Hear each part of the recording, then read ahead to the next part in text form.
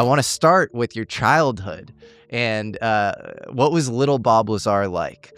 I guess he was like a little scientist. I mean, I wasn't into sports at all.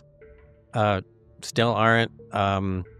Instead of playing with toys, I'd take apart clocks and things like that my parents had and, put them back together. I was just very inquisitive. Were you a rule breaker at all?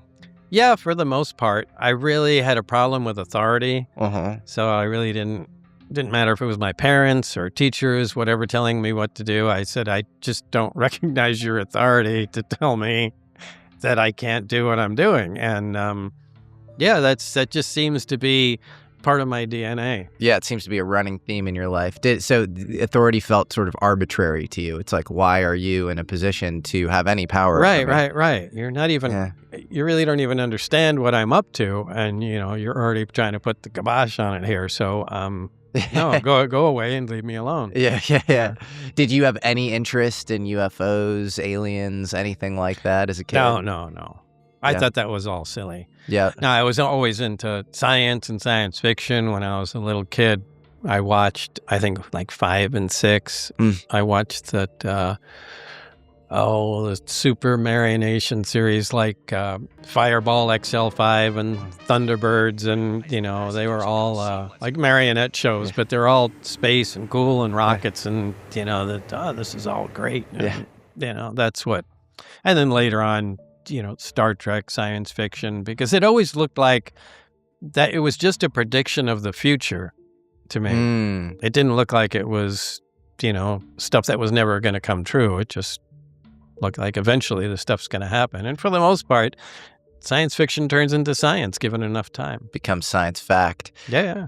Were there any inspirations sci-fi wise that you felt had like a real impact on you as far as your, what you were interested in as a kid? Everybody my age, a boomer that's an engineer, doctor, scientist, whatever, they'll always point back to Star Trek and always give that a nod because that was probably the biggest thing back there in the 60s and 70s. Yep. And so where'd you grow up? Well, I was born in Florida, but most of my growing up, I was cognizant of what was going on. It was Long Island. Okay. New York, yeah. Interesting. You ended up at Pierce, is that right? Or what was the kind of progression from I childhood? just moved around. I mean, it depends where I was at the time when I went to California and, on the East Coast. So it was just location dependent. As like I mentioned the other day, I moved so much. Yeah.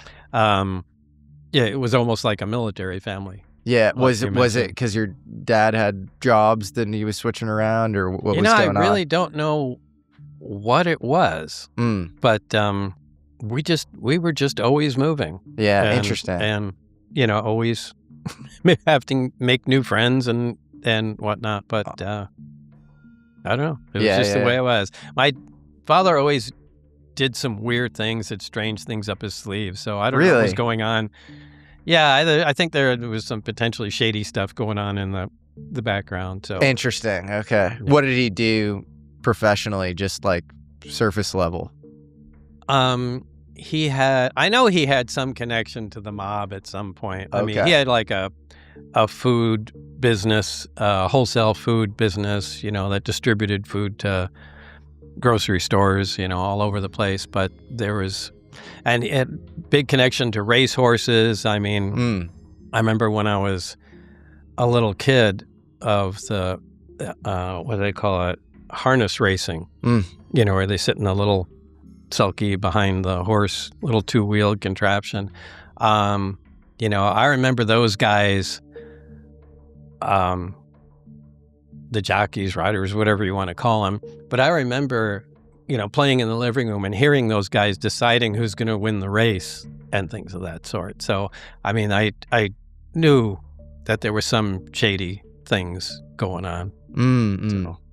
Whenever you have racehorses and tracks, there's often some especially back laundering. down in the early 70s and stuff. It couldn't be more corrupt. Absolutely. So, Interesting. Okay. And so he was involved in that, but maybe there was some other stuff kind of going on in the background. Yeah, and nothing we're people are hurt or anything like that, not mob stuff, but yeah, but I mean, just some questionable things that never talked about. Yeah. But, so I mean, we did move around a lot, but spent most of the time either in. Well, it really depends what year, I was somewhere. And were you into nuclear science as a kid as well, or just kind of like science? No, just general? Science. I mean, okay. My friends were. I had a friend whose dad was a chemistry professor, so we'd go and hang out with him and bring home chemicals and play with him. But it was, from as young as I could possibly be, was always tinkering around with something science related. Yeah. So at school, what was that like? You're this rebellious kid. You're into science. Did you hate school? Yeah. I hated school because it's just interfering with my time. I want to get home and get back to tinkering with my stuff. I don't. You couldn't bore me any more than I was. I didn't want to go to music class. I don't care what they're doing here. And on everything at social studies, I don't care who won what war. Just let me go home. Yeah. I've got other things I'd rather learn. But, the classes that I was in that matched my interest, I did well with. But everything else was a waste of my time. What were you tinkering with at home? Probably at that time, probably electronics and chemistry. Okay. And then how'd you get the job at Los Alamos? At the time, I was working at Fairchild Electronics in Simi Valley, California, and I was just tired and burnt out of that, and just sent a resume to Los Alamos, but really laid heavily on the stuff, not my work history, things that I did aside from work. I took my wife's little Honda, built a jet engine from scratch, and put it in there. Then, in fact, that was one of the things I, sent in a resume to him. Oh, by the way, I built this car. And, when I moved there, the local paper put that on the front page because they thought that was really cool.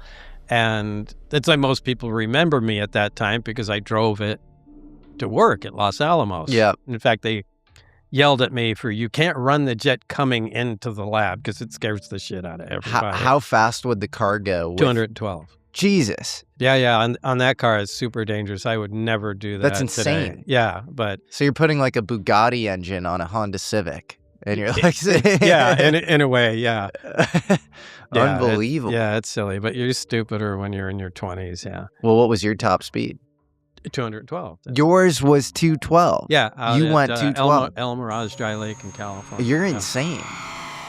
Maybe, but that's how fast the car went. But the Honda Civic is not set up for the jet engine that you put on. It was after I put it in there. Oh, so you helped with the suspension and some of that stuff. Did. You improved. Yeah. Wow. Yeah. That's impressive, man. That's cool. Well, while working at Los Alamos National Lab in 1982, the local newspaper did a front-page story on a jet car I had built. Coincidentally, Dr. Edward Teller was giving a speech at Los Alamos that same day. So Edward Teller, for the audience, was the creator of the hydrogen bomb. Coincidentally, that same day on the paper, if you turn over the front sheet, was the advertisement for Ed Teller coming the next day. Wow. Giving a lecture, at the lab, so... So you go to a talk he gives or something? Yeah, he was about to give a talk. I got there early. He's sitting outside reading the paper because the door was locked.